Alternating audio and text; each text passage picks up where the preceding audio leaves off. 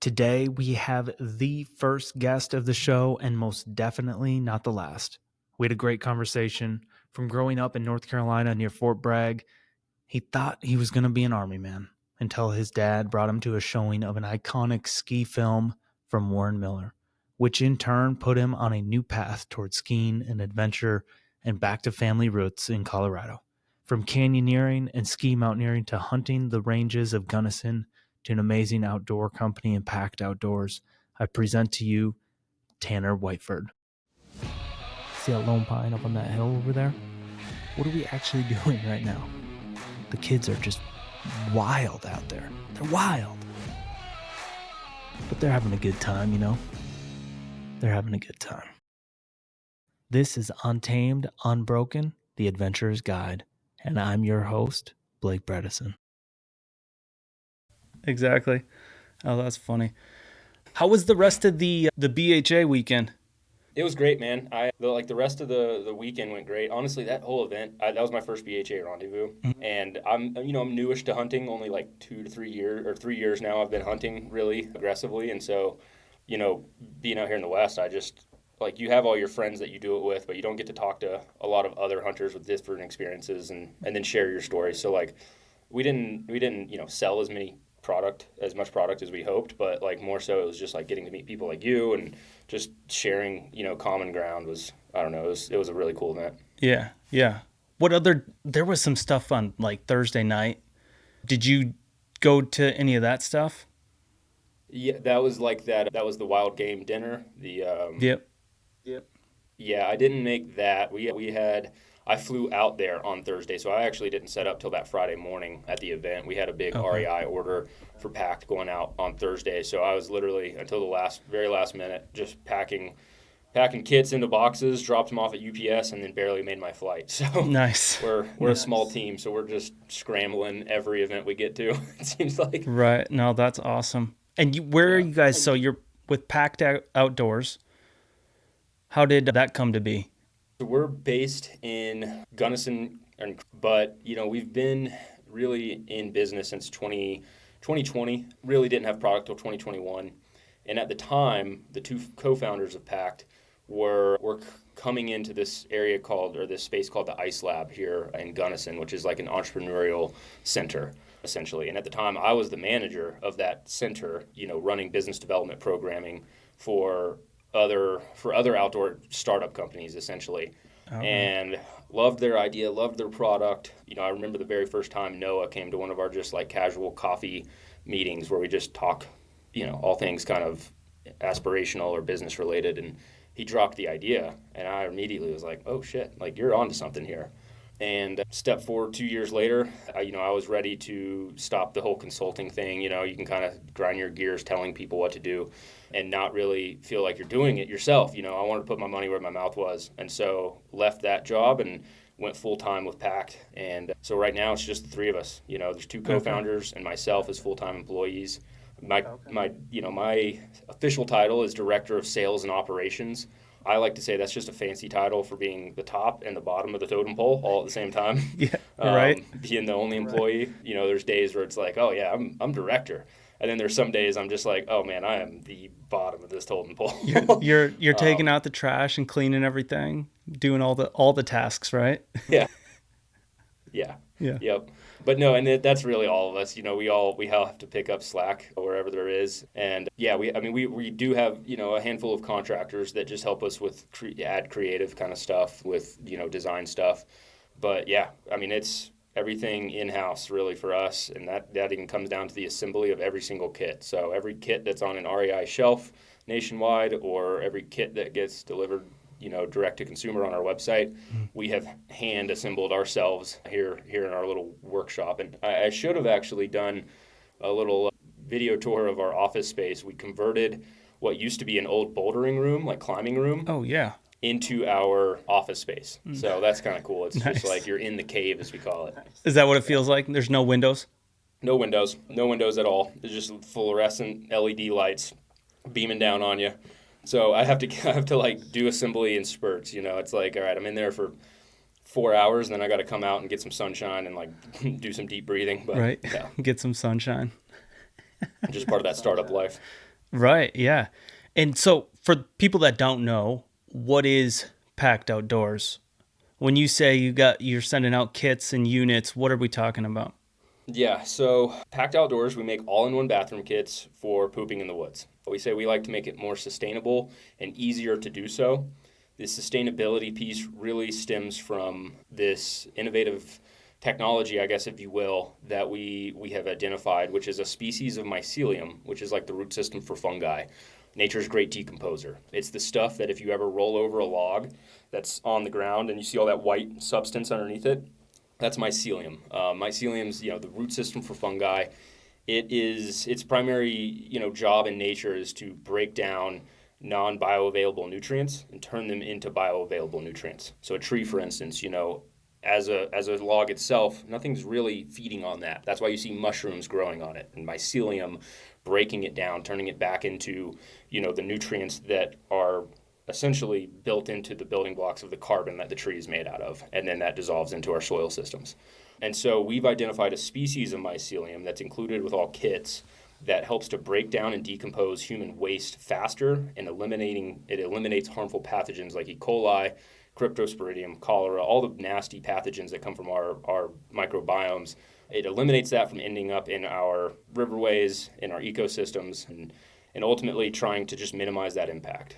And so, to step it back maybe a little bit as to where that idea came from, since we were just talking about being based in Gunnison, Crested Butte. During COVID, we saw a huge spike in outdoor recreation in Colorado, and specifically in our little area. And the mountains are so dramatic here that a lot of the recreation kind of gets concentrated in areas. And these areas that are just beautiful and stunning were tested by the EPA in most of the riverways. The water quality was tested by the EPA to ensure that we weren't overrunning these areas. And what they found is that pretty much all 7 of the major rivers that come out of our upper valley tested at or above dangerous levels of E. coli, which can all be attributed to human waste. And That's Jake and crazy. Noah, the 2 co-founders, yeah, it's wild. You think like we're just loving these places to death. Right. Um, and Jake and Noah kind of were like, well, they had been toying with this idea in their heads for a while, and they kind of just decided, well, if there's ever been a time, this is kind of our signal to say, let's go for it. And so, it started slow. They came to the Ice Lab, they came to this entrepreneurial center, and just kind of gave their ideas. We have just a great community of people who want to help to support local entrepreneurs, and we were able to fully launch PACT in 2021, and that's kind of where the brainchild came from. Nice. Nice. Yeah, I would say here in Minnesota, I don't know. We definitely saw a huge boost in outdoor recreation. The boundary waters spiked as far as usage in those 2 years, 2020, 2021. And then I think it was last year, 2023, they actually reduced the number of permits availability and stuff. And then they actually saw their numbers kind of come back down to pre-COVID. But I don't know that they have the same issues because there's like outdoor latrines at every single campsite and all of that stuff. It's all designated. So there's not as much of the whole dispersed camping or just backcountry meandering anywhere and like you gotta go type of thing. I know it happens, and I don't know if people are digging cat holes or not, but it's a little bit set up, at least up there in the wilderness area where it's maybe not quite as big of an issue. But I've heard out west it is a big deal. Yeah, and to the point of like what you were saying is they reduced the permits up there. They did the same thing really here. It's just looked a little different. Where before COVID, you could disperse camp anywhere in our valley. As long as it was national forest land, you didn't have to be in designated campsites, which was awesome for a while when there wasn't droves of people coming in. As a local, you could just be like, hey, let's go camping tonight, and just go pick a lone spot that no one's even going to think to go to. But since the increase in recreation, they did have to shut down all dispersed camping in the north end of our valley. So everything is a designated campsite now. Now, that doesn't mean that you have to pay for these sites. They are still free Forest Service sites, but you can no longer camp in areas that are undesignated. So if it doesn't have a little placard that says designated camping site, you're no longer allowed to camp there. And I think that's a good thing. We do have to protect these places, and at the same time, though, our stance is like, well, we don't think poop should be a cause for these management, tactics. Right. If it's because there's just too many people, the amount of impact, whether it's just foot traffic or whatever, requires that regulation, that's great. Poop shouldn't be one of those issues. Like, we can manage that. We can give people better tools. We can give people better education, and kits like ours never existed. All-in-one bathroom solutions. You've got what we like to say is, you think you've got your med kit, you've got your kitchen kit, you got kits for everything you do outdoors. But there was never a kit for like the one thing we all do on a regular basis, or at least you hope every day, and so like that was kind of for us, it's like, all right, well, if we can't do anything but just create the kit, like that's the best we can do. The mycelium piece is just the added little cherry on top to make it a little more sustainable. And so you guys got, within that kit, there's these little wipes, right? You just add water to it. They look like a little tablet. You add water. Yeah, yep. And I should have brought one in. They here. expand out, right? Yeah, they will. Yep. So they're just like little tiny pucks. It's a fun magic trick to show kids. But you put them in your hand. You just drop a small squirt of water on them, and they fully unfold into a 9x9 inch wet wipe, essentially. But the cool thing about ours is that we've manufactured them with no added chemicals, no PFAS, no wet strength additives, nothing that is going to be harmful or detrimental to our ecosystems. They're just 100% cellulose, which is what a log really is, a log that mycelium naturally feeds on. And so that wipe actually helps to speed up the decomposition process in the ground, which is kind of cool. That is sweet. That's sweet that you don't have to, there's all sorts of different kinds of wet wipes. Baby wipes. I'm in baby wipe stage right now. I'm nearing the end of baby wipe stage, but we got them everywhere, and I'm like, I wonder how biodegradable these are, if at all. Yeah. I mean, they go in the garbage. They are not going down the drain. Yeah. Oh, yeah. Absolutely. So. But yeah, I'll have to send you out a whole another pack of our bulk wipes, so that you just got a bunch on hand. Oh, yeah, that'd be awesome. For the people that have never dug a cat hole before, what are they supposed to do? What is this? Let's call it a ritual. What's this ritual look like? Yeah, so there's two trains of thoughts, I guess, to pooping in the woods. The one train of thought, which we're talking about, is digging cat holes, and the other is packing your waste out in like some sort of wag bag, something that bags it, and you sling it over your back and hang it off your backpack or whatever, and pack it out. That version is what we would say is like the most ideal situation. If you can pack it in and pack it out, like that's leaving no impact whatsoever. But we realized like not everyone wants to do that. Like, I don't really want to carry around a bag of my own shit with me everywhere. Right. Especially if you're out there for a while. Yeah, exactly. So the burial solution is where we found that most people are more comfortable with that, kind of meeting the consumer where they're at. And really the thought process there is digging a cat hole 6 to 8 inches down is the optimal depth, where there's enough microorganisms and other substance in our soil that actually it will break down.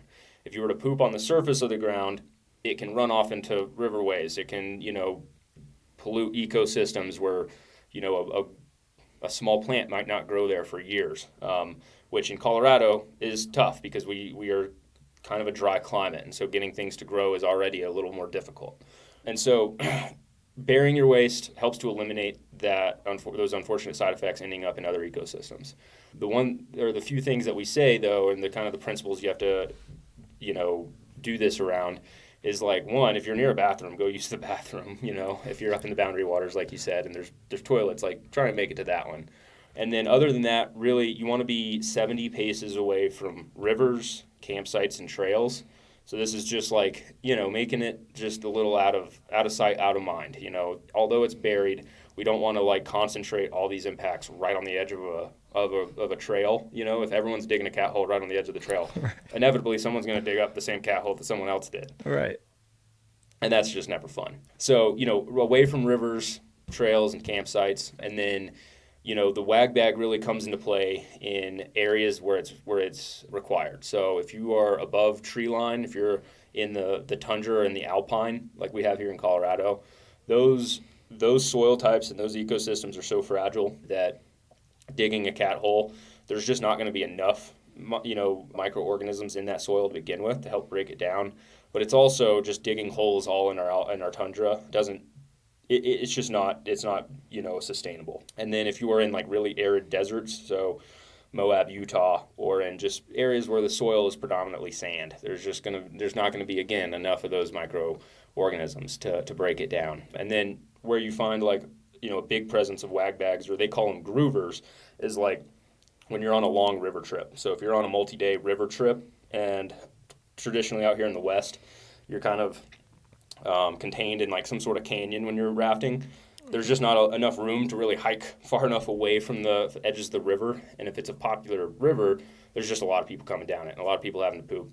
So they require you to carry a groover, which is essentially a portable toilet that gets placed on the boat, and you pack all of your waste out with you. Kind of a fun story why it's called a groover. Yeah. I never knew, and I've been rafting for years, but they used to just be old ammo cans. So like military surplus ammo cans, and you'd poop in those. And by squatting over top of that, you would get these big grooves in your butt from the edges of the can digging in. So I don't know. That's just kind of always been funny to me. You're talking about like those green ammo cans, right?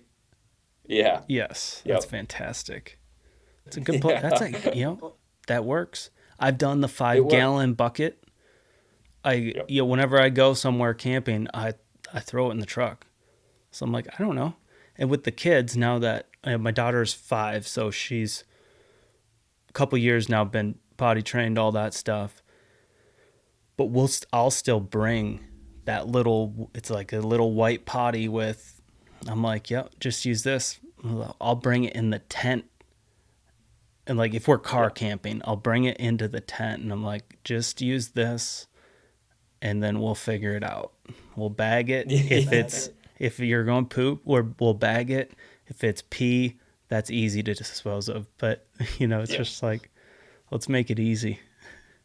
Yeah. Yeah. And that's like, we'll figure it out is always that's the fun part of it, is like, all right, what do we do with this now? It's funny when you're on like long river trips, every morning you're sitting around breakfast and you kind of just pick straws to be like, all right, who's carrying the groover on their boat today? Like, not that it smells horrible. I mean, if the wind goes the wrong direction, you can get a whiff every once in a while.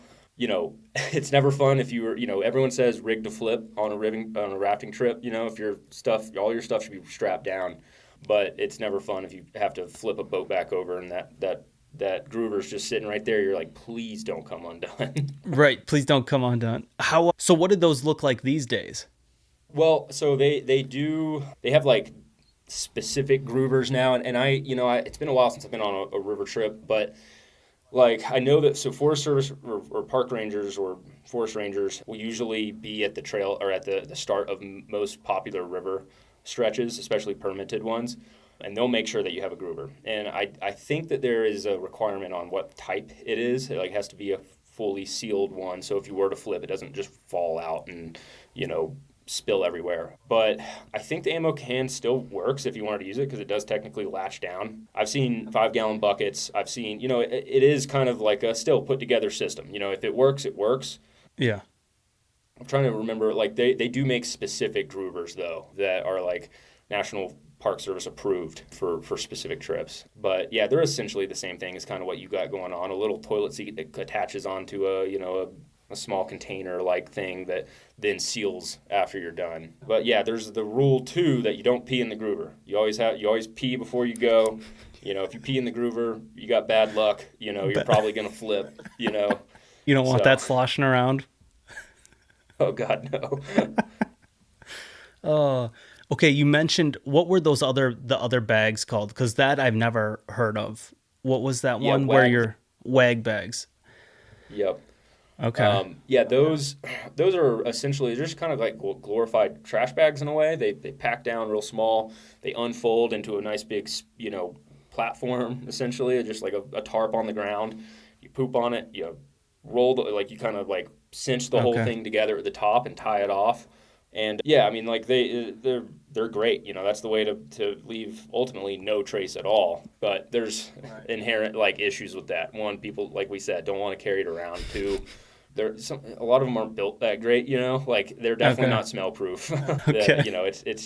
It's a little more for the hardos out there for sure. Yeah, the people that absolutely don't want to have any or minimize their impact as much as possible type of thing. Yeah, yep, those Okay. and or people who go out all the time. They've used the wag bag so many times that at this point they might be oblivious to the smell. I don't, Right. I'm sure as hell ain't that way. I've used them a few times and thrown them in my truck and went for a hike and then come back after a long day and you're like, oh my God, like windows down the whole way Oh. home. I'm not Ooh. need a gas mask kind You of. had them in the cab? Yeah, I don't know why the hell I did that. Oh, man. Well, because I was camping and like my truck bed was full of my mattress and like all my other stuff, and like I was like, I Gotcha. don't want to put it near my sleeping Right. stuff. Yeah, so there's like with that, there's not a great way to deal with it. Like you said, like we just deal with it. You just figure it out. Right. Right. But yeah, So what else? Anything else that you want to touch on as far as packed outdoors, anything like that before I kind of get into more of like personal things that you like to do outdoors and that type of stuff? yeah, I'm sure the conversation can circle back to Pact a few times as we're going along. But I guess the overarching theme of Pact Outdoors is we're a small team trying to make a big impact. There's, like I said, three of us kind of working on this right now, and it's very much the startup grind. Yeah. We're trying every day to get more and more sales, and that leads to more and more workload on the assembly side. And it's just it's fun because every day my mantra I tell myself is like move that needle. Sometimes that needle moves substantially. Sometimes it doesn't move but like an inch. But every day you come in, like, yeah, right, every day I'm in the office, it's like, all right, we made progress. And you don't get that at like a larger company. It's kind of fun to like Right. see the real impacts of your work on a daily basis. So Yeah, that's awesome. It's that little bit of progress every day adds up to be quite a bit at the end of the year. yeah. So let's take this way back. Tanner is 8 years old. What are you into? Where'd you Yeah. grow up? Yeah, I actually was in a military family. My dad was stationed at Fort Bragg in North Carolina, and he's originally from Colorado, out here on the western slope where we're at, kind of a little town over. But he met my mom in North Carolina, and I grew up, yeah, in just like kind of the country of central North, like the country area of central North Carolina. There really wasn't a whole lot of like outdoor rec back when I was growing up around there. It's definitely grown a little more as just the outdoor industry has become more popular. But my dad was a huge outdoor enthusiast. He went to school in Colorado Springs, got into mountain biking when it was like real infantile, and like he was just, he was kind of all stoked about like the new age of recreation. This was like, I look back and I think, all right, when was like the glory days of action sports? And it was kind of like when I was younger. That's when like everything was new. Extreme sports were just kind of like this new cool thing. And I had my dad really as a great encourager and mentor to kind of like push me that way. And so 8-year-old Tanner was probably like really 8-year-old Tanner. All I wanted to do was be a paratrooper like my dad. I wanted to be I was practicing jumping out of the tree fort, PLFing onto the ground. We had a rope swing. I would run off the tree fort deck and like take a 4-foot leap out to the rope swing and grab onto it, and then fast rope down it like Army Rangers. And like that was my whole world. It was like I'm gonna be an Army man. Yeah. My mom had to beg me not to wear camo to school every morning. That kind of little kid. Yeah. And but I was always outside. That was like there wasn't a second in the day where I wasn't outside. And that I think those childhood memories of just being like in love with the simple things outdoors, looking for cool rocks in the creek, finding the stick that looks like a gun, that kind of little thing is like what I hope these generations these days aren't kind of losing. You know, Yeah. I see friends who have kids and they're iPad babies, and I'm like, God, I don't Yeah. think I ever would have even wanted to be inside on an iPad growing up. But I I don't know. know, maybe if I was born today, that'd be a little different. But yeah. Yeah, it's definitely a balance. Oh, for sure. Yeah, you know, and I'm not a parent yet. I'm getting married this summer, but you know, Ah, when I nice. look to like when my kids grow up, I want them to be connected to their friends in like the new age of technology. Because if you're not, you're kind of a weirdo, you know. But You get left I, you behind a know, little I bit. yeah, 100%. But I think there's so much value in kids being outside. Like we're not to get too Joe Rogan here, but we're all monkeys, really. You know, looking back on on like who we are as a species. Like we Right. should be outside. Right. You know, we should be interacting with the earth that has created us. You know, and so, but yeah. So yeah, real young Tanner was like still infatuated with the outdoors. I just didn't know my direction yet. Okay. And I'll never forget, my dad came back from the military one time, and we were working in the garage, and he heard on the radio in North Carolina, which isn't a popular skiing state. He heard about this, Warren Miller ski movie premiere happening at the Greensboro, movie theater or Nice. whatever. And he was like, let's go to that. And I'd been skiing a handful of times growing up, but hadn't really, it hadn't been on my radars like this is what I want to do. Went to this, I think I was in sixth grade, and it was Warren Miller's playground. I'll never forget it. I sat there like a bushy eyed, 12-year-old, like, holy crap, what is this world of like action sports? I'd never heard of like this kind of stuff. And from that day forward, I was like, I'm going to be an action sports athlete. That's all I want to do now. Army's Yeah. gone. I want to be a skier. I want to be, a rock climber. I want to be a mountain biker. And that, like, that kind of shaped, really, that one particular movie shaped me into this, like, I want to be a mountain man kind of vibe. Yeah. And that really, kind of sent me down different directions in life that I otherwise probably wouldn't have even thought about. Right. Right. You know, maybe one example of that is like I was in middle school. I was a kick-ass little wrestler. That was like probably the thing I was best at. I was winning conference and everything. And going into high school, I was struggling with this pain point of like, well, wrestling is all winter. I want to be a skier. I have to dedicate so much time to wrestling, and I'm really good at it. And if I quit it, I'm going to let so many people down that are counting on me to come into this program at the high school level and start cleaning house. And ultimately, I gave it up. I was like, I want to be a skier, and that was a hard conversation as a kid. That was like one of my first big decisions of like, where do I want to go with my life? And I was like, I want to dedicate time to being a skier, and let a lot of people down. Look back on that and I'm like, well, I still think that was a good decision. I worked at the mall, all throughout the week after soccer practices, and I would save up every penny to go blow it and sleep in my car once I was 16 at the ski area that was 3 hours away. It had 500-foot vertical. Like, it was just all solid, bulletproof East Coast skiing. Yeah. Sounds a little bit like that here. was my dream. Yeah. Don't you guys have like, is it Minnesota or Michigan? Somewhere in the upper Midwest, there's like the trash ski hill. It was like an old, I think it was like an old dump or garbage area that then got like they grew grass over top of all of it and then stuck a ski lift on top of it. And it's like 400 feet, but yeah. Oh, dude. I have no idea. That could literally be 10 minutes from me. Like, there's a dump, a landfill, and I'm like, they could, like, some of those hills are pretty big. It's probably like 100 vertical feet, maybe 200, but they could do that. I think that's like kind of what I'm talking. There is like, I know it's in the upper Midwest. There's a place like that. There's a famous ski movie called Aspen Extreme, and the premise was like these two ski bums that like were working at this 100-foot vertical ski hill on the side of this garbage dump in the upper Midwest.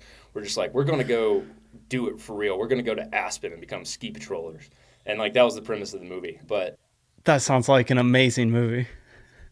well, that might be all BS now that I'm saying it. I'm like saying it out loud. I'm like, well, I'm basing this entire knowledge of the upper Midwest on a ski movie that is a Hollywood fictitious movie. But Could be real. That could be real. It's like, that sounds kind of Midwest to me. Oh, for sure. Yeah. Man, I feel like there's, growing up in North Carolina and then just being out in the upper Midwest recently, I feel like there's a lot of like similarities between the type of people, just like Okay. you guys don't have the Southern accent, but you got the same like hospitality and the kind of similar like country feel that a lot of people in the South do. Okay. They do say Midwest nice, but I don't know, Canadians are nice. I feel like there's some really nice people around here for sure. Pretty passive aggressive. Oh, dude, that's the South. That's 100%. Same thing? Yeah. Like surface level nice, but then there's the saying in the South, it's like, if you say, oh, she's, here's a bad example, but like, oh, her hair was so bad today, bless her heart, it's like, you're saying kind of a backhanded, like, oh, bless her heart is like, oh, I don't know, it's a backhanded way of being I know nice, exactly what you're talking about. Yeah. It's the same. I just saw a meme about all of those sayings, like, this is what you don't want people to say to you, and bless your heart was one of them. And it's because it's just a backhanded, yeah, that's all right. So where were you? Okay, so we were skiing. Mm-hmm. When you got into that, you were driving to a place about 3 hours away. Yep. Where did that go? So yeah, that just kind of shaped me, so that's towards the end of high school, and I was trying to decide where I wanted to go to school. We didn't come from a lot of money, so like big schools were kind of out of the question. In-state was going to make more sense, but I, really, really was like, man, I want to get out west. I'd come out every summer and visit my grandparents here in Montrose, Colorado, which is like a really cool other mountain town here on the western half of Colorado. And, all of those memories as well probably shaped just as much of who I became. My grandma would drive me to this little town called Ouray, which is, they call it Switzerland of America, and it was about 45 minutes from her house. And this is kind of before kids had cell phones, at this point still I was probably like 14. And she would just drop me off in this mountain town. No way to communicate, nothing. And she'd be like, all right, it's 7 a.m. I'll see you at 7 o'clock tonight. And she would go back to work. And I would just be like left to my own devices as a 14-year-old kid and just run amok in these mountains, And they're like, I look back at it and I'm like, that was pretty reckless, These mountains are serious. I think I was 15 when I first hitchhiked, and I hitchhiked from the town of Ouray all the way up this crazy mountain pass to go hike this 13,000-foot peak, all by myself. At 14? 14. Yeah, I think I was 15 when I did 15? that. But like no cell phone service, nothing. Yeah. And Grandma just knew that I would be there at 7 o'clock or else my ass was grass. And so, like that kind of gave me this sense of independence that like I look to now and I'm like, wow, all of the wild adventures I've gone on since as an older adult and kind of been a trip leader on, it just kind of gave me that confidence to be like, yeah, we can do this. We're young and I'm sure we're dumb and we don't have all of the things figured out that we probably should, but let's go give it a shot. And so, then when I was looking at colleges, my two kind of main choices or like schools I was looking at were here in Western Colorado, and ultimately ended up choosing Western Colorado University, which is in Gunnison, where I'm still living. And it's a wild mountain town. The school is amazing. It's a smaller school. There was only like 2,500 students when I showed up. But really what appealed to me was, one, Crested Butte Mountain Ski Area, which is world-renowned for its steep and extreme skiing, is only 20 minutes up the road. And then two, there was a whole program called Mountain Sports here at Western. And they had collegiate mountain biking, collegiate, free ride skiing, and a whole slew of just like activities that you could get involved with. And so I chose here. I'll never regret it. I look back and, I've done some wild stuff, especially like at young 18 years old, or 22 years old even, just like throwing myself into the most insane adventures that I never would have, gotten to experience had I not seen that Warren Miller movie at 12 years old. It's kind of funny. And so, yeah, that's where I ended up here in Gunnison, and the rest is kind of history. And, I can get into some of the adventures and wild stuff that we've done if we want to go down that way, but yeah. Yeah. Just go over one or two. Ooh, where to start? There's a few. Maybe a wild one was, so we during spring break every year for college, Moab, Utah was kind of like the place to go thaw out. In Gunnison here, it's cold. It's cold as hell. It's one of the coldest cities in the U.S. just because we're at 8,000 feet, surrounded by 5 different mountain ranges. Mm-hmm. And so we'd all travel down to Moab, and we had a friend who had picked up a canyoneering guidebook in Moab. And canyoneering is the act of just like going to a slot canyon and going down it, which sounds kind of easy, but it's more extreme than that. You're rappelling, 200 feet at a time sometimes.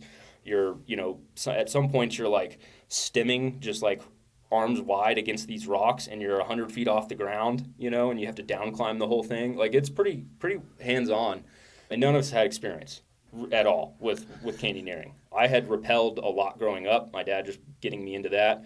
Some of our friends had never been on a rope. And so, we had backpacks full of beer and we're like, rock and roll, baby, we're going to go figure this out. Oh, dude, it was a wild time. And yeah, we had this one guidebook and, we kind of get the premise. We're like, all right, we need to park here. We'll have a shuttle car at the other end. We're just going to work our way down this canyon. How hard can it be? Here, come here, buddy. Like, we'll teach you how to rappel. And we started down it.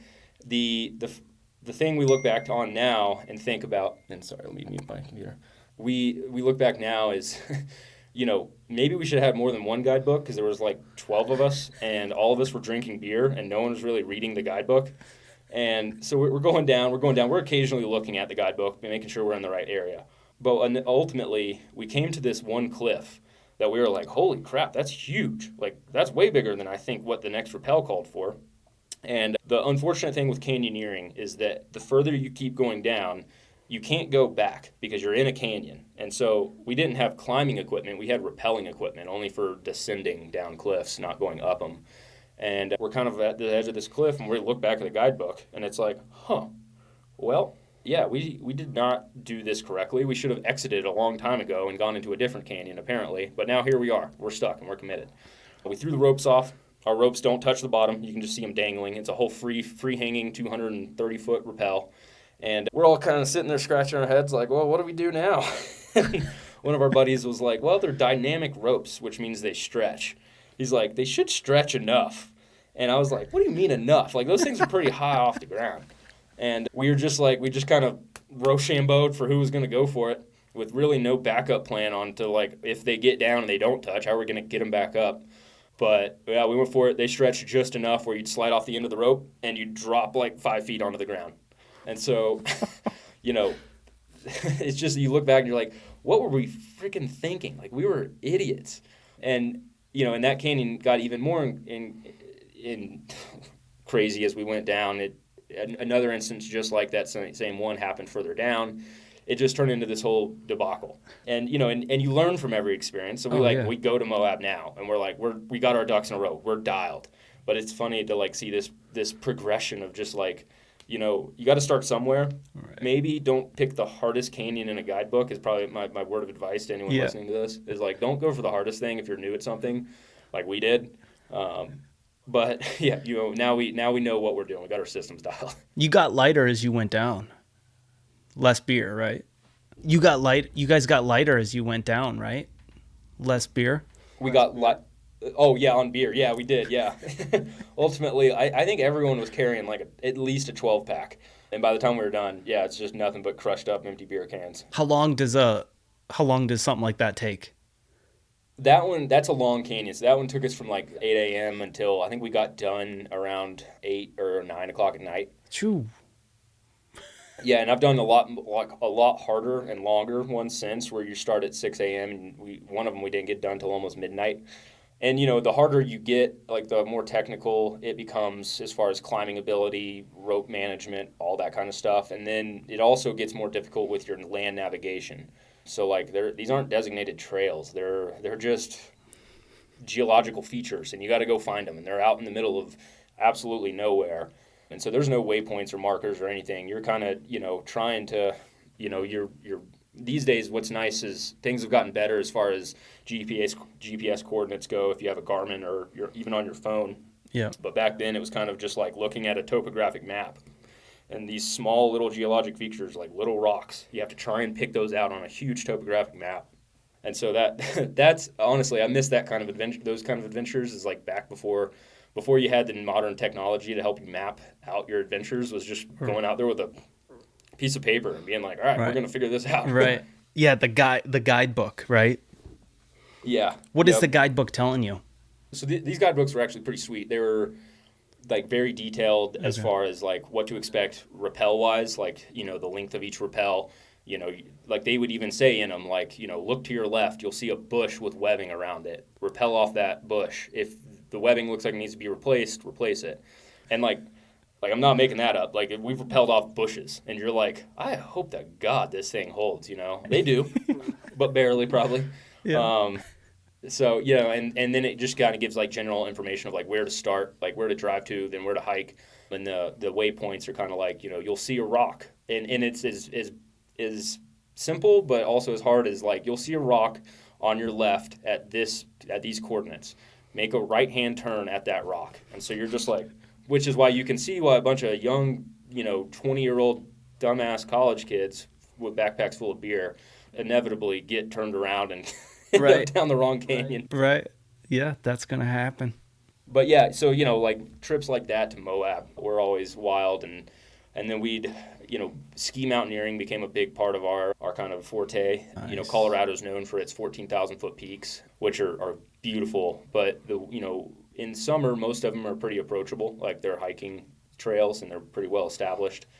Wintertime, it becomes a little bit of a different animal. You know, we have avalanche danger in Colorado that's higher than most places in the world. The San Juan mountain range, just south of Gunnison here, is the most avalanche-prone mountain range in the world. And so, you know, we get some pretty wild adventures out of that, you know, where, you know, you're constantly, if you're into backcountry skiing or ski mountaineering, your Bible becomes the Avi report. You know, you have to be up to date and study it at all times to understand what the snowpack's doing and really kind of gauge the level of risk that you're willing to take. And once you kind of see all your markers, like you decide as a team, like, you know, we're going to go for an objective if X, Y, and Z all pan out. You know, good weather, good Avi conditions, you know, wind is seeming like it's not going to be too much of a factor. And when you get that green light, you got to go for it. And so, like, you know, I think I've skied 14,000 foot peaks at this point. One of my favorites, which I had tattooed on my upper arm here, the coordinates of, was it's a mountain called Mount Sneffels in the San Juan Mountains. Okay. It's a funny name, and it sounds like, you know, like the mountain, if you were to say Mount Sneffels, it seems non-intimidating. Like you're like, oh, that doesn't sound too bad. Right. But it's a pretty stout mountain. Like it commands attention when you look at it from anywhere in southern Colorado. You see it and you're like, whoa, what is that? And so, yeah, again, we were in college and we're like, well, let's go do it. And it required a long approach day just to get to the base of it. So we started in that little town of Ouray again, and it took us pretty much all day to get to where we were going to set up base camp, which was at about 12,000 feet above tree line. We dug our tents into the side of the mountain and kind of made makeshift snow shelters around our tents because it was so damn cold up there. It was middle of February. And I'll never forget, we brought more beer than we did water. Again, seeing a theme here for young college kids doing stupid stuff. But you brought water this time. We did bring water, thank God. But like our entire afternoon after we got to camp then consisted of us sitting around two little camp stoves like this big inside or right next to the tent, trying to melt as enough snow as we can to have some drinking water. And like, for those who haven't maybe alpine camped in the winter of Colorado, at that elevation, little torches actually don't work as well, and it takes longer to boil water at higher elevations. And so it was hours. I think we got there to base camp at like 4 PM, and we were like up till 10 o'clock at night just still trying to boil water for the next day because we had this huge objective in front of us. And I just remember being like, why did we bring like 12 beers each again? Like, what are we are stupid. Like, we got to change this again, you know, always evolving, always learning. And, but yeah, the next morning, you know, and actually that night was like one of the wilder nights. You know, it's cold as hell. The sad thing about good weather in Colorado is that when you have clear skies, it's generally colder because there's no heat insulation from clouds to keep any heat in. And so I think it dropped well below zero that night, and all of us had like 0 degree sleeping bags. So we're freezing cold. we didn't dare take our ski boots off because we knew that they would freeze solid over the night. So we're like in sopping wet ski boots, in our, sopping wet clothes, and just like trying to sleep as best we can. We did have one of our friends take his ski boots off, and they froze solid. So the next morning, before we headed out at like 6 a.m., it's freezing freaking cold. The sun's not up. We're sitting again around a little stove with his ski boot, trying to warm it up with that tiny little, heat lamp of a torch we got. Yeah. Finally got it on, and we went and did the thing. It was a hell of a climb. Really, really cool climb. On that 14er especially. There's a lot of cool mountains around it, but that one sticks up so predominantly above everything else that you're looking down on tops of other really cool mountains. That's and there's sweet. just something kind of rewarding about standing at 14,000 feet above everything else and clipping into your skis. It's intimidating for sure, but it's cool. So it takes you 2 days to get there, really, right? And then that's for how many minutes going down? It took us, so when you backcountry ski, you drop one at a time, and you try to maintain a visual contact, or at the very least, if you can't do that, you got to stay within radio communications of each other, just for avalanche purposes. If someone wants to get swept, you want to be able to, know where they're at and be able to, get to them as quickly as possible. So leapfrogging kind of like that with one at a time. It still took us about 2.5, 3 hours to make it down from the summit. But, that's not the glorified ski movie skiing where you're just ripping huge lines top to bottom. It's deep consequential terrain. There's a lot of cliffs around you. You got to know where you're going, Again, like the canyon thing, you don't want to go down the wrong direction on the mountain. You got to be very conscious of what you're doing, or else you become a statistic, really. Yeah, it takes a while, but like everyone always asks me, is that much effort worth that little bit of reward? Like 2 hours down for 2 days up, and like I'd say absolutely. It's not as much about the descent. I mean, it is, but it's also about like testing yourself. It's like I'm gonna go do something so incredibly hard just to see if I can. And, you get down, you share one of those mini beers that you brought back at base camp, and you're like, you're sunburnt to hell, you're just like exhausted, and you're like, holy crap, we did that. We're 24 years old. What the hell are we doing? Like that was badass. And it's just kind of a sense of accomplishment. And I think that is why, a lot of people who are successful in life have big outdoor passions. There's a sense of that kind of independence that comes from putting yourself out there that drives you forward. Right, that challenge. I'm the same way, where it's like I would 100%. I've never done that, but that sounds like my kind of challenge. Is like, let's go do something really hard that's gonna maybe suck, but it's gonna be amazing, and the experience and the memory of it too. Like those are the good memories. Those are the ones you remember. Yeah, exactly. And that always evolves, like now I'm like hunting has taken over a big part of my passion these days. Yeah. And it's that same reward challenge, if not even more, because there's so much that goes into it, the complexity of it, where, it's just like, it gives you such a sense of pride. And it's weird because these kinds of sports are not spectator sports, It's not like playing a basketball game or something where like you get the immediate validation from other people. It's a weird thing where you're validating yourself, almost. Like you know that you did that. It doesn't matter if anyone else saw you do it. Right. GoPros help for that for sure. But like it does just give you like a personal self-confidence. That's like unmatched. Yep. For sure, 100% agree with that. How did you get into hunting? Yeah, so let me back up. Maybe going back to my childhood, like I was always outside and stuff. Never really grew up hunting. I had this one friend, Zach Neal. If Zach's listening, I'll send him this. But Zach was, he was like the biggest country boy I knew growing up in North Carolina. Kid ran barefoot outside all the time, just like cut off blue jean shorts. We'd run around and shoot the occasional squirrel together, and I remember us, I skinned my first animal as a tiny little squirrel. Nice. And put all the meat in my freezer and told my mom to cook it up. And she was like mortified. She's like, what the hell is this? You have a dead squirrel in our freezer.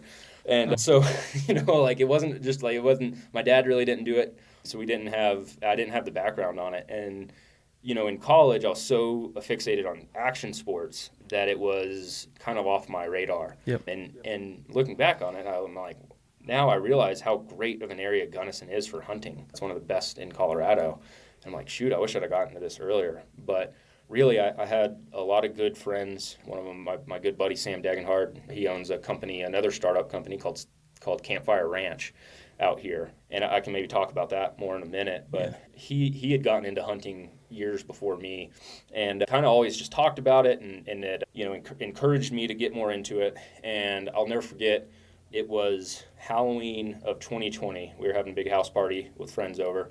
I was dressed as a big box of wine, just like, mid-20, Halloween house party that you'd imagine. Franzia? And we get a call. Say what? Franzia or whatever that boxed wine was? Yeah, exactly. I'll send you a photo after this. But I get a call at like midnight from my buddy Sam and his buddy Jared, from my buddy Jared, Jared had just shot his first elk. And they had shot him at last light and had tried to search the blood trail forever, couldn't find the elk. And they called us and they're like, hey, like, could you be good to go at 6 a.m. to go help track this elk down and pack it out? And I was like, hell yeah, I'm all tuned up on beers, and I'm like, I'll go do anything right now. When I was like, but come to the Halloween party. So they showed up at the Halloween party, as hunters, and everyone thought they were just like dressed up as hunters for Halloween. And they're like, no, we actually just got out of the field. But so the next morning we get the whole, all the boys together. And, everyone shows up looking like a goober. One of our buddies had his own Halloween party, and he had cornrows woven into his hair. One dude had, like face paint from looking like Braveheart on. And we were just like, let's go get this elk, all hungover, barely slept. But we get all the way out there. And the first sense I got for, like, how cool hunting was when we found, we got to the spot way up on this hillside, or on this mountainside. And we see where he shot it. And, you're just tracking the blood trail. And I remember Sam being like, hey, stop. You can kind of smell it, We're like, oh, you can, you're starting to use all these senses that I had never kind of used ever in the outdoors. Mm-hmm. And I that day, I remember being like, wow, I'm more in tune. I feel like, and I'm not even hunting. Wasn't the one hunting this, but I feel like I'm in tune with nature more. And, we find the elk. It's a real emotional moment for Jared. It's his first elk. I see how kind of, impactful this is. I'm getting chills just thinking about it right now. And we all, get there, we start a little fire, we start skinning this thing. It takes a while to skin it, to field strip an elk and quarter it down. And, we all threw it on our shoulders. It was heavy as hell. I hadn't felt a pack that heavy since ski mountaineering, I was like, wow, this is a challenge for sure. And we packed it out. And I remember thinking, after that, I was like, I'm getting into this. This is going to be awesome. And so that following year, when the season came, my buddy Sam was like, hey, let's get you all dialed in.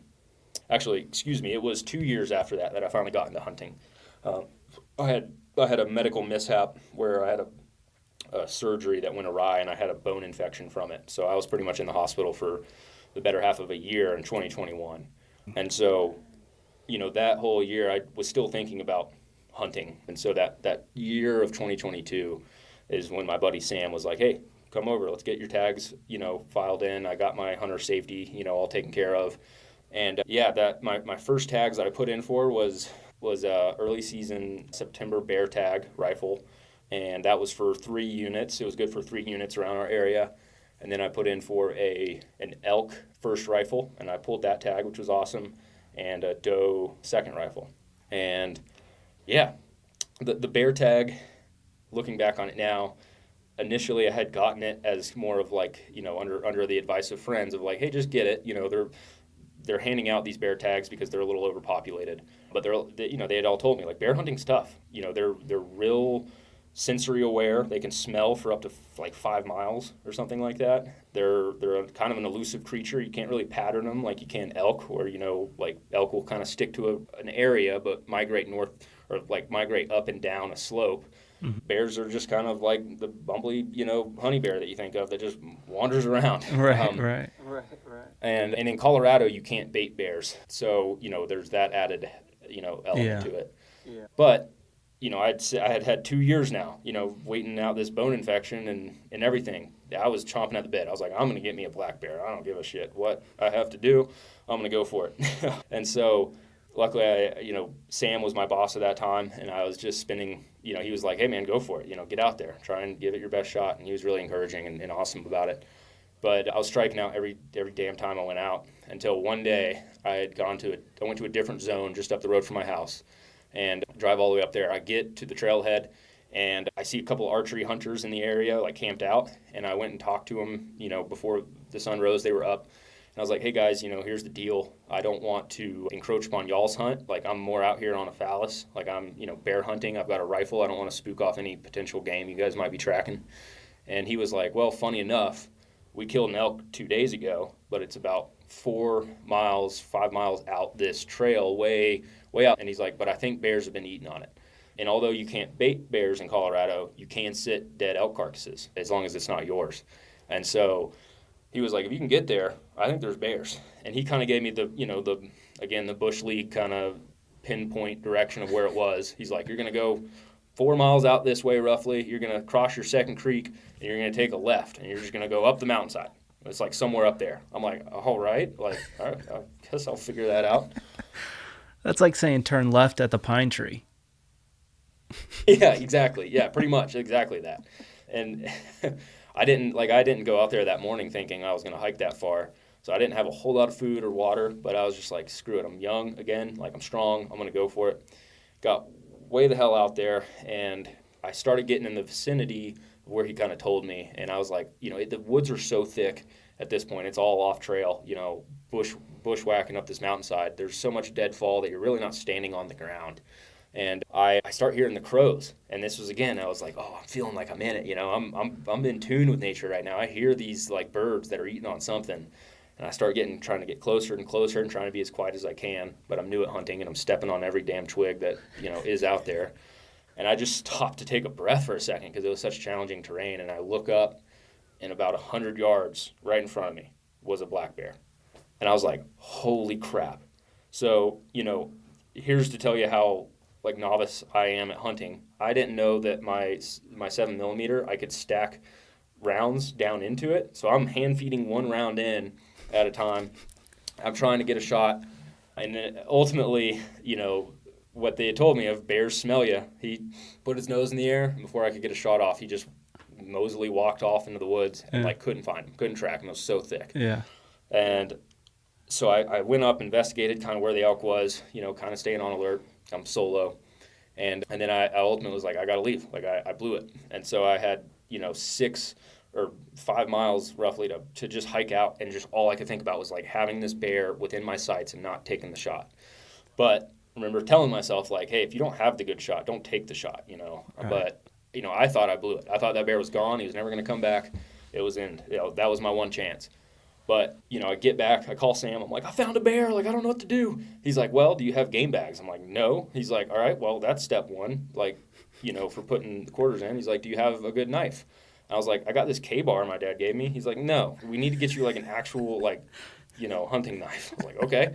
So he met me at the local gear shop, and he was like, let's get you dialed in. But, my mom was in town, and so she was like, oh, birthday present, I'll help you buy some of this gear that you still need. But Sam had bought me a Garmin InReach, so a little satellite phone, so that he was like, if you get one, you got to be able to call some help. And looking back now, after I tell this next part of the story, I'm so glad that he did. But so I get out there the next day, and I was like, I'm traveling light and fast. I was out there much earlier. I wore trail running tennis shoes instead of hiking boots. I had my dad's old Army fatigue, hand-me-down Army pants on. I had, I just strapped my gun to my backpack and I put face paint on, which isn't a big thing out here in the West. And I was just like, I'm going for it. And I just trail ran all the way. I was like, the first part is up this huge 1,000 vertical foot kind of hill climb. And I just passed all these other hunters, and they were like, where are you going in such a hurry? I'm like, I'm going to go find a bear. See you. Bye. And so I get out there, and I dropped my big backpack in a meadow down below because I was like, I want to be a little as light as possible. I want to kind of get into a better shooting lane and not have as much, stuff hanging off me. And so I dropped that there. I go up, and I know where the elk is now, and I know where there's a way better approach and a way better shooting angle from. And so I get up and I get kind of close, and I start seeing bear ears, and I saw multiple sets. And as I got a little closer, I realized it was a sow with 2 cubs. And at this point, I'm thinking, holy crap, I'm so glad I didn't take that shot yesterday, because you can't shoot a sow with cubs. But I was looking at it thinking, like, that's not the bear I saw. So there's got to be another one somewhere around here. And just as I'm trying to think about what to do or where to go, this huge boar comes barreling to my right, not even 20 yards from me, and runs straight at the sow with cubs. And it was raining pretty hard that morning. And the sow and this boar stand up on hind legs at 40 yards from me, right in front of me, and just start fighting over this dead elk right in front of me. And I could see like the mist come off of their hide as they hit one another. Dude. And I was just kind of stunned. I'm sitting there like Elmer Fudd, like holy shit, what is this? And so as they're just kind of distracting each other, I got kind of ready to go. I put my round in and got set, and the sow and cubs ran off through the woods. And this boar just stood perfect broadside, kind of just like strutting his stuff, because he, had just won over this elk, and stood perfect broadside on this log. And I remember, like, my scope was so zoomed in, I had to zoom it out real quick, and I boom, took the shot. And he bit it himself, and then like climbed a tree, and then came back down, stood again, perfect broadside. And I was like, all right, load one more round, boom, shot him one more time. And that one was a good one. It kind of like crumpled him, but then he got up and he just took off through the woods. And it was raining really hard. So I was like, I got to kind of try and find this blood trail as soon as I can, without really thinking of the consequences of, like, there's more bears out here. Like, I need to be careful. I was just kind of in the zone. I just shot my first animal. I was really, really scared that, like, he was going to run off and I was never going to be able to find him, and all the emotions that go through your mind. So, I set the trail, and what I now realize is what he did was he had just done a large circle through the woods, like probably a mile-long circle, and ended up coming back to that dead elk. And so I'm in the zone looking down, not really, aware of my bearings of where we're at. And then I see him lumped over a log. And as I see him lumped over that log, I hear a bear cub up in the tree and above him. And I see that bear cub. And so apparently the sow and cubs had returned to eat on that dead elk while we were out chasing each other. And he scared one of those cubs up into the tree. And as soon as I see him, I hear the mom, mad as hell, just snarling. And I look over, and she's barreling straight for me in the only clearing in these woods. And I'm so glad, I thank God, I had my sidearm pulled and had one chambered. And everyone wants to believe that they're like calm and collected and, could shoot and aim if they needed to. Mm-hmm. But like, that was not my case. I just fired the entire clip into the ground right next to my foot, super glad I didn't hit my foot. And just like, bam, bam, bam, bam, bam. That made her stop and hesitate just enough where I just tore ass out of the woods. And, rifle in one hand, pistol in the other, I'm like reloading my magazine and tripping over logs. And like, as I trip, I look back, I'm like, oh, where is she? And then I just kept running until I got back to my backpack in this lower meadow. And I jump on it, and there's that sat phone that Sam had got me. And I was just like, I just send out the text of like, to all my friends, I'm like, I need help. I'm okay, but I need help. Who can, come find me? Here's my coordinates, which isn't like a great, text to send. Yeah, a lot could go through someone's mind. Especially like my mom's in town, my roommates get this text of, I need help, all caps. I'm okay, lower caps. I need help, all caps. So my mom's like, what the hell is going on out there? And so it takes forever for them to get out to me, and I just sit under this pine tree that it's pissing rain all day, and I just sit there with my pistol, just like every twig that broke, every little squirrel that chirped, I was just like, I hope to God, nothing walks out of these woods. And so took them probably 4 or 5 hours to get out there. Mm-hmm. And we went up as a team, and we were just making a bunch of loud noise to make sure nothing, like everything that was up there knew we were coming, and there was a large amount of us. And we got up there and skinned it and got her done. 2? Oh, no. No, she stayed. No. She stayed. No, she's not a big hiker. That would have been okay. That would have been the biggest hike of her life. But we in the end though, it was a pretty large bear. I brought it to the Colorado Parks and Wildlife office that next day because you have to have it like you have to have the hide stamped and sealed that it wasn't poached or whatever. And the Colorado Parks and Wildlife officer was like, she told me, she's like, I think this is the biggest bear we've ever seen come through this office. And I was like, really? So, my taxidermist still has the hide and the skull. He's still been working on it, but Nice. he had it unofficially judged by a Boone and Crockett judge who was there at the time. And it's unofficial until I'm there in person to have it officially judged, but I think it was like 6th largest in the state of Colorado history. Wow. So for a first take, that was quite the hell of the experience. I joke that like my hunting experience is all kind of downhill from there. That's impressive. So that was your first 2 days of hunting. Or no. You had hunted a bunch before then. I had gone out like scouting, really, Yep. Trying to find something. But that was like my first time on an actual animal Yep. and having a successful hunt. I mean, but that was my first animal I'd ever given effort towards hunting, really. Yeah. Yeah. And so that was your first year, right? Yes. And did that first year, was it all rifle? Yes, the first year was all rifle. I never actually filled my elk tag that year. Never got into them as good as I wanted. And then I did fill my doe tag, though, which was a pretty easy hunt. Shot them, 20 yards. Does are kind of plentiful, and it's more or less a meat filler. Oh, absolutely. A freezer filler. So, yeah. That's what I'm always doing. Whenever I go bow hunting every year, it's like I get an antlerless tag along with my regular tag, and we can buy multiple antlerless throughout for Minnesota. You can take five whitetails a year, but different zones have, you can take only 2 from this zone, 3 from this zone, only 1 from this zone. You can only take 1 buck throughout the season.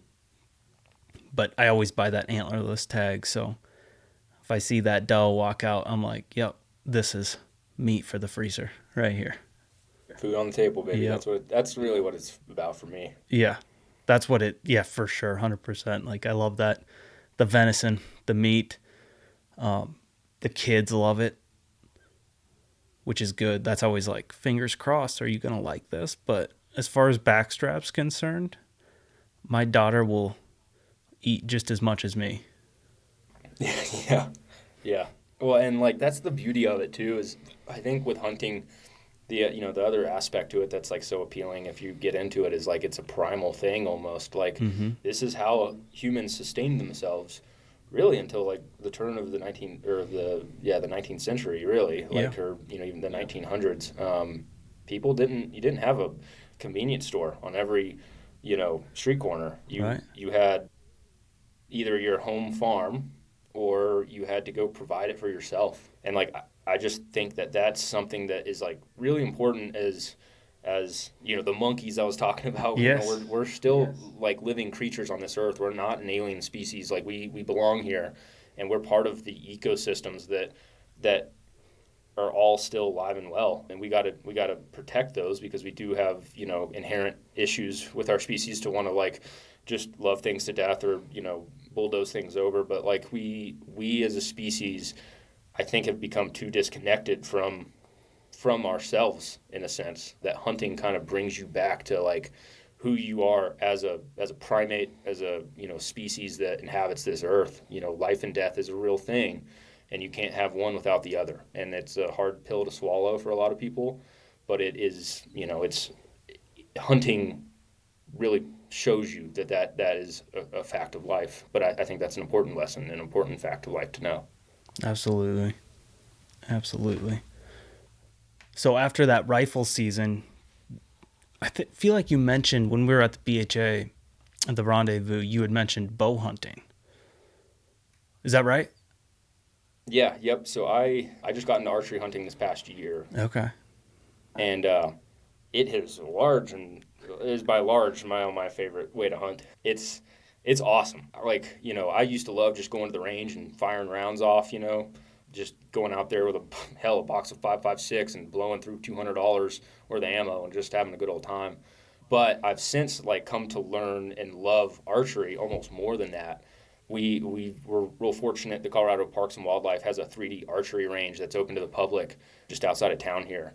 And it's like going and playing around at golf almost. I hate golf, but I love going to the archery range because you just walk from station to station, and it's all out in the woods. You know, it's just like a path kind of cleared through the woods, and on your right is a mock bighorn sheep up on some rocks, and down the way there's a moose at 60 yards, and then the next one's an elk at 40 yards, and you just kind of get to go out. And but it's, as far as the hunt goes, for elk out here, it's wild. Like with rifle seasons, you're kind of just like spot and stalking. You see them, and then you kind of try and work your way into them, and you'll take a shot at 400 yards, which is still extremely sporty and takes a lot of effort and skill. But in the rut during September, when archery season is in full swing, you're calling these things in, and these bulls are revved up. They're ready to go. And the tag I had last year was either sex, which makes it a little easier too. But it takes that next little bit of like in tune with your surroundings to a whole nother level where you're cow calling, you're bugling, and you're hearing these creatures talk to you. And like, yeah, it's my first season. I wasn't the best at calling. I got way better by the end of the season, I'll tell you that. Yeah. But it's a whole nother way to interact with them. And although I didn't fill my tag, a lot of hard lessons were learned, but you still have them coming in, and they're coming in just pissed off and mad. And it's, again, you're at full draw, and you're like, if you take one more step, I've got you. And they just smell you, and they run off. But they come in so hot, and you hear them. There's nothing like hearing an elk just crash through the woods because he's just pissed off that you're even in his area. Right. And, it's wild. Happens pretty quick. It happens so quick. And it's funny, like, what revs them up. I sat, and again, like, it's long, hard days. This area I was hunting was, a 3-mile approach just to get to, like, the zone to then hike up into the hills from there. Okay. And with elk, especially archery hunting, you're kind of really working the thermals, like the sinking and rising of hot and cold air. So like in the morning, the cold air sinking, so you want to be below them so that they can't smell you. But as the day progresses and the hillsides warm up, you want to be above them so that the hot air is rising towards you. And if they're below you, they can't smell you. But I had gotten to this knoll this one morning, and I was bugling. I'd heard a couple bugles way on the other side, of the mountain or across the valley. And I was hoping one of them would come in. So I was really bugling at them. And they just went silent on me. And I was like, damn. So I just sat there for a little while, tried a couple more bugles, nothing. And then eventually I was like, I'm just going to let out a couple cow calls and see what happens. And just threw like 2 cow calls out. And not even 40 yards into the thicket woods beside me, I just hear a huge bugle right back at me from the cow call that I'd sent. And I was like, holy crap. So I throw a few more, and he just comes running in hot. And I was kind of above him a little bit, which was the wrong time. Like if it was 10 minutes later, I bet the sun would have warmed it up where the thermals would have gone above me. Mm-hmm. But he came in, and that was where I went to full draw. I was kind of behind a tree, and the wind just kind of swirled real quick, and he smelt me and just goes quiet, and you just hear him crash back through the woods. Yeah. And, it's so thick that there's no chance in hell you're chasing him down. All right. Yeah, they just disappear on you. That's fun though. That's on my list is do some elk bow hunting. For sure. Yeah, well, hey, come out to Gunnison, man. Like, let's stay in touch. You gotta let me know. I know some good spots. So yeah, that would be one of the. I don't know what it's like for non-residents. I haven't really dug deep into the research on like, all right, what's the easiest state or what's a good state for a non-resident to start with and go check out. And I know Colorado's always been pretty friendly with non-resident tags. I know they're starting to change that a little bit as far as the over-the-counter stuff, but yeah. Yeah, I mean, I think they've just cut tags a little bit across the board. Yeah. But, in general, Colorado still has some of the healthiest, or it does have the healthiest amount of elk of any state in the lower 48. So, it's still one of the best places you're going to find elk hunting for sure. But yeah, I mean, you know, with more tags comes more people, and the elk are pressured in different ways. So like, I guess there's pros and cons to it for sure. Like there's more hunters in Colorado because they give out more tags, and what does that mean for like how does that affect your hunting game?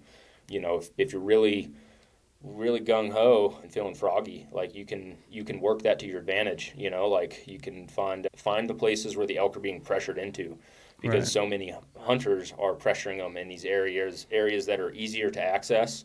And so if you're willing to put in the miles and put in the grunt work and get to these super remote places, you can generally kind of let that work to your advantage and know that they'll be there. But again, that's easier said than done. Right, right.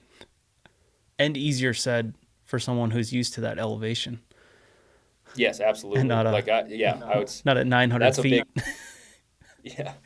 A big thing is, yeah, we get a lot of out-of-state hunters that they do, you know, they're susceptible to altitude sickness, which can be pretty scary when you're out there, you know, in the bush, like miles from help. You know, of course, just being able to, like, just sitting down, like recognizing and being self-aware, you know, like, hey, I'm not feeling good. I need to tend to myself before anything else is like always key.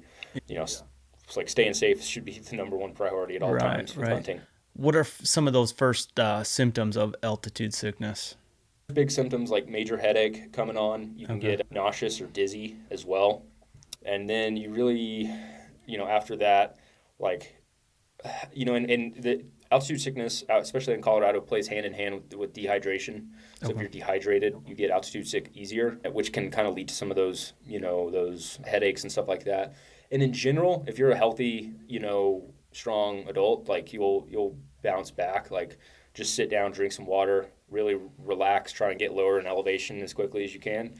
But for older people or folks that don't have as good a health, like it can be pretty dangerous. Like altitude sickness can lead to strokes, it can lead to heart attacks, it can lead to swelling on the brain. Yeah. And so, you know, like it's something that you should take seriously, but proper management of it can you know, you can deter most of it. Like as long as you like staying hydrated is a big deal out here.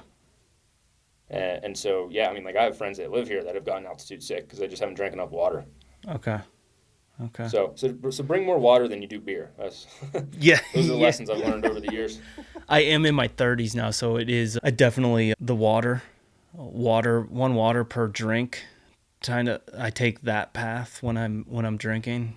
It usually helps. If I can throw in some liquid IV, not always liquid IV, but there's 100 different brands out there that have that stuff. I'll throw that in, and that helps quite a bit. Yeah. Yeah. Like, you know, I know like Mountain Ops has a bunch of good, you know, electrolyte solutions these days. Shout out to Mountain Ops. You should sponsor this podcast. But yeah, so. Well, hey, we've been doing this for a little while now. Any closing thoughts, closing things you want to mention, maybe about PACT Outdoors? Yeah, or maybe a little bit of like, you know, just how to get into the outdoor industry if you're interested in that line of work and stuff. Yeah. You know, I had to work quite a bit to get into it. There's not a whole lot of industry in our remote mountain towns, but you know, the outdoor industry it's great. People love the outdoors, and if you have a passion for it, it's a fulfilling line of work. So you know, there are a number of ways to kind of get your foot in the door with it. My path was maybe a little less traditional, just being that for forever I was a carpenter after school and kind of just bull-nosed my way into it through this business development center that I worked at, and you know, knew that they had a keen interest on outdoor startups. But I would say, you know, few things to be aware of if you're going to get into the outdoors. You know, it's not the biggest, highest paying industry out there. You know, of course, there's the Yetis of the world that blew up, and you know, the cool companies. But for the large, there's a lot of small companies that the outdoor industry is built on, which are really the backbone of it. You know, it's these people who have an idea and a passion for this industry, and so they just, again, they make it, they bullnose their way into providing these products, and they need good work. They need people who are passionate as well, and that's kind of the theme through the outdoor industry is like, you know, everyone says like, oh, I could have gone and got a corporate, you know, job, and I would have been stuck in a cubicle and hated my life. But yeah, I might have been making a lot more money. But really, you know, if you're passionate about it, money always is a nice thing, but like loving what you do is important. And, reach out to these small companies more often than not. They need help too. And if you have a certain skill set, or even if you don't have like a specific skill set, one thing that my bosses always say they love about me is that I'm kind of a multi-tool, of I can do kind of a little bit of everything, and I may not be an expert at all of it, but that's in large part what makes small businesses work, is just people that are willing to try and give it the effort and have that sense of confidence that kind of comes from being an outdoor, adventurer. Yeah. Oh, absolutely. There is a little bit of a confidence that comes with just being an outdoor user, recreationist. Yeah, it's just kind of in you, if that's what you like to do. You kind of got to be confident to get out there. Yeah. Like to do some of the things that you were talking about when you were 15, doing that, hitchhiking to a trailhead and hiking up to a peak and doing that. Like that takes some confidence. Yeah. And I mean, it takes confidence throughout life, and it's like, I've heard it before, but like, and maybe it's a Joe Rogan thing or a David Goggins thing or something, but there's like the saying of like, you should put yourself in intentionally hard situations because life is hard. Like you're not like your hardest part of your day should not be the hardest thing that you've done. For some people, going to work every day and being dealt with a problem might be the hardest thing they've ever had to, encounter. Right. And for them, that's a real hard thing. Like but that's their scope of view. But if you intentionally go out and challenge yourself, it just equips you with a different mindset and an ability to overcome things when life gets hard in other aspects. And so, I think it's really important for people to go out and, and your idea of hard might be completely different than someone else's. So, right. if it's skiing a 14,000 foot peak, great. But if it's just going on a canoe trip or just a canoe for the afternoon at your local, lake, like that's adventure, that's putting yourself out there. Right. That little canoe ride is going to lead you to be more confident on the next thing that you choose to do. Exactly. And adventure is different to everyone. It doesn't have to be so extreme. Like finding, one thing I've balanced with as I get older is like just finding peace with like the little adventures. What are the simpler things that aren't so adrenaline fixated that like, it's scary. Like what can I do just today? Like, this morning, getting up and going and sitting by the river before I came into work. It's like, that's a little mini adventure. It's not hard. Exactly. It doesn't challenge me, but it's an adventure, and you can have some self-reflection time, and it's good for you. Yeah. That's what life is right now for me, is a lot of mini adventures with a 2 and a 5-year-old. So it's like, I mean, even going down to the rendezvous with them, I was like, this is a mini adventure especially for these guys. It's just like, all right, let's go. I saw your adventure, man. I was like, yeah, that looks like chaos. Yeah. It's awesome though. And it's like, I want to be a dad, It's a beautiful chaos. Yeah. Yeah, for sure. So where can people find you personally on the socials, or if they want to follow you, or where they want to find you, where can they do that? Yeah, on Instagram, my handle is Whiteford's World. That's Whiteford, like the color in the car, my last name. So okay. Whiteford's with an S, World. And then LinkedIn, Tanner Whiteford, if you'd like. And then PACT Outdoors is just our company name, but it's also our Instagram name for the company as well. And always happy to chat. I love, one of my favorite things is, I'd been on a couple podcasts before this, and, people reach out and say like, hey, I'd love to get into ski mountaineering, or I'd love to try my hand at something else. Like, one of my favorite things is just encouraging people to try these things. I've been really, really blessed, and I feel so damn fortunate all the time that I got these crazy experiences, and I've built myself up to this like pretty adventurous, mountain man. But with that, I had a lot of great mentors. I had a lot of people that were like there and ready to give me the time of day to help me kind of navigate that. And I want to do that same thing for anyone who's willing to reach out and want to, ask for help. So awesome. And PACT Outdoors is PACT, right? Correct. Yeah. I should have made that clear. I'm going to link all of this stuff in the description, so no worries there. People will be able to find it. But for the people that are just strictly listening and can't click on anything, they want to make a mental note, they can do that. Cool. All right. Well, Tanner, I appreciate it. Thanks for coming on.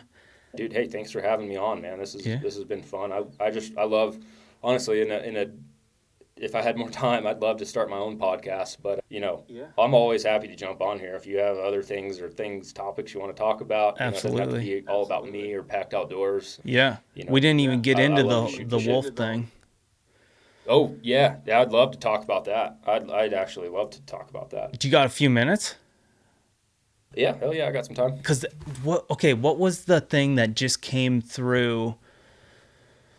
Okay, so there's the whole Colorado wolves. That's its own thing. There's the Yellowstone wolves, right? There's the gray wolves on the endangered species list. But now, am I correct on this that I just saw the gray wolves being delisted? At least it passed the House, maybe, and not the Senate. I don't know about that on a Okay. federal level. Okay. This is federal. Yeah, I'm not as versed on the wolf topic as more of a broader sense, as much as I am just on like a more localized Colorado level. But yeah, so I don't know about that. Okay. How have the wolves been doing in Colorado? I think they have been doing good. There has been one fatality of an introduced wolf, but it was killed by a mountain lion in eastern Colorado, which is a decent ways from where they introduced them. But the wolf topic is a pretty hot topic in Colorado right now. I guess to maybe back up, they proposed this bill, I think 2 years ago now, to reintroduce wolves on a popular vote ballot on a Colorado election. And really the big push for the reintroduction was kind of it really, in large part, was stemmed from this study that they had conducted in Yellowstone, which looked at the reintroduction of wolves and how beneficial it was to the greater Yellowstone ecosystem, just on the premise that there was no management of grazing game in Yellowstone. You can't hunt in national parks, and Yellowstone's the biggest. So there's just this vast amount of land where all of these, elk and deer and other animals were just like kind of running amok. And what they were doing is they were eating so much vegetation that it was causing erosion. And so the reintroduction of the wolves brought back a balance to that ecosystem, and that was a good thing. Where that differs kind of from like taking that logic and putting it into a Colorado scenario is that our big game species and grazing animals are already managed by hunting. It's managed, artificially through Colorado Parks and Wildlife. They monitor herd species and the health of these species. And we have really, really healthy elk populations because of that. We have the most elk of any other, state in the country, but not too much. Like it's like that perfect level.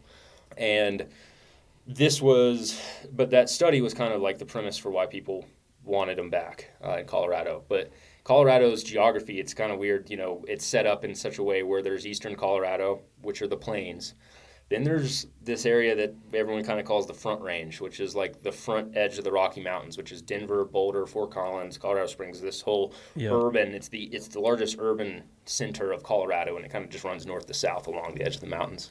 Okay. And in large part, that's the largest epicenter of population, but also of Democratic or more liberal-leaning voters, which was, it was, and not to make this isn't a political topic, but it was more so the bigger push from those urban areas for the reintroduction of wolves. And the unfortunate thing is that when it was put up to a popular vote, the mountain communities that stood to be affected by this the most, where the wolves were to be reintroduced, had pretty much unanimously voted no against reintroduction of wolves, while the urban-centric areas of the Front Range voted unanimously yes. But since it was a popular vote, the huge population density of the Front Range outnumbered the mountain folk. And this, in turn, I think it's caused animosity between Colorado folk, where the mountain communities that have to deal with this now, to kind of despise the decision-making of the people in the Front Range, but also of our policymakers who allowed a ballot initiative to kind of dictate what wildlife management looks like in Colorado. Yeah. And so, that's why I think it's such a hot topic button, is because it you can draw a clear line, right? Like you can say those people over there voted for him, or they can say those people over there didn't want the wolves, so they're inherently gonna, hate it. And that just being able to draw that clear line kind of creates these rifts, which is why it's become such a politicized and hot button topic. Yeah. My personal opinion is that I don't agree with the reintroduction of wolves. We saw this same thing happen in Idaho and Wyoming, where they reintroduced them, and it just decimated their elk populations, to the point where when Colorado was searching for where to source their wolves from, they had asked Wyoming, Montana, and Idaho for wolves. And all three states banded together and actually said, we will not provide you wolves. This was not a good thing for our states. And so Colorado had to look elsewhere and ultimately ended up sourcing them from Oregon. Yeah. And like I get, yes, it was a vote. So like politicians and legislators and Colorado Parks and Wildlife have their hands kind of tied. But the vote shouldn't have kind of happened to begin with. There should have been, more red flags kind of thrown up at the beginning to say, hey, like, ballot box biology doesn't work. And then especially when you hear from 3 states that have dealt with this to say, no, we don't want you to do this. This isn't good. There should have been another, red flag to say, hey, maybe we should think twice about this. But at that point, unfortunately, it was kind of too late. The ballot had already passed. Yeah. So, yeah. And at the time the ballot passed, there was already wolves in Colorado coming from Wyoming, they were correct? already naturally migrating south from Wyoming. And so I'm all for that. Yep. If a species can thrive and survive, hey, let them go for it. Actually, crazy enough, they didn't introduce wolves until this last December in Colorado, but last October we were all antelope hunting or pronghorn hunting up in this mountainous area in Colorado, and sure enough, 2 wolves walked right between us. One of them had a collar on, and they were the ones that naturally migrated down from Wyoming. And my buddy actually called in CPW to tell them that we saw it. They appreciate live feedback, and they were able to track that collar and say, yeah, absolutely, you guys saw some wolves walk right through your hunt, which was pretty cool. That's crazy. And that's just what you're seeing. And on the other side of that too, yes, I don't agree with it, but hell, let's add some more adventure into this mix. If I have to go into the woods every time and worry about wolves, I'm going to be packing some heat, Yeah. I mean, that's northern Minnesota. They're starting to come down to central Minnesota. I mean, I was just looking at DNR numbers, and they estimate 3,300 wolves in Minnesota at this point, which is well beyond what they initially, the goals of them coming back and bouncing back population-wise. They were never gone completely. The population was lower in the 90s, but they've bounced back, and now they're throughout half the state for sure. Obviously, the northern part, that northeastern part, the North Shore to Ely, which is one of the entry points into the Boundary Waters. I used to hunt up there, deer hunt, and it's a toss up whether you're going to see deer or wolves. What you're going to see more of, it's going to be pretty equal. Yeah, well, and I wonder what that consequence is on the deer population up there. Yeah, they've had some tough years.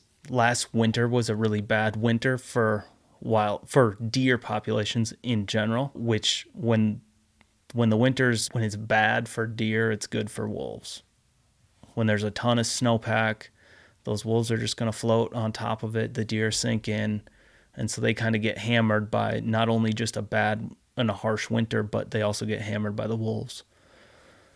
So yeah, but this past winter, so that was 2 winters ago. This past winter was nice and mild, so we'll see how the deer populations kind of bounce back. Yeah. So. Yep. Yeah, I guess it's all, still to be determined on the wolf fronts in both states. We'll see. Yeah. At this point, I think there's only 6 wolves in Colorado. There's plans to reintroduce more over the coming years. But, at this point, it's a game of guess and check, really. Yeah. So why are they doing 6? They reintroduced 10, right? Or something like that initially?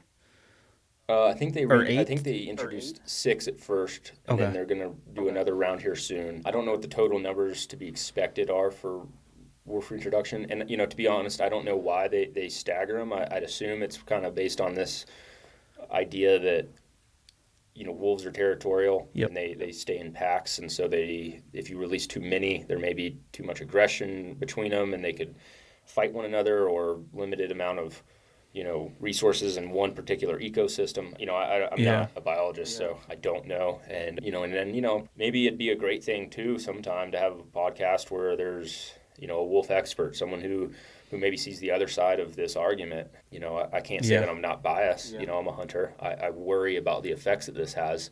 And I live in the mountain community, so I, of course, have that Yeah. ideology in my head of like, oh, those damn Front Range folks just voted wolves into my community. Right. There's inherent biases all the time. It's not like you're releasing and I'm 50 always wolves open. in Denver. Yeah, they should have just released them where people voted, is my opinion. But I'm sure there's reasons maybe for the counter argument, but I haven't heard a good one yet. Yeah. Just to have them isn't a good enough reason. So I'm sure we could talk about wolves. I'm sure I went to school in Duluth, the University of Minnesota, and a couple of the professors there, I was biology major, and they were big into the wolf and moose population studies, a big moose study. One of the professors was on that for the past 40 years. It would be interesting to get one of those guys on. Yeah, that'd be great. So, all right. Well, All right, man. thanks for taking the time today. Thanks for entertaining the wolf topic.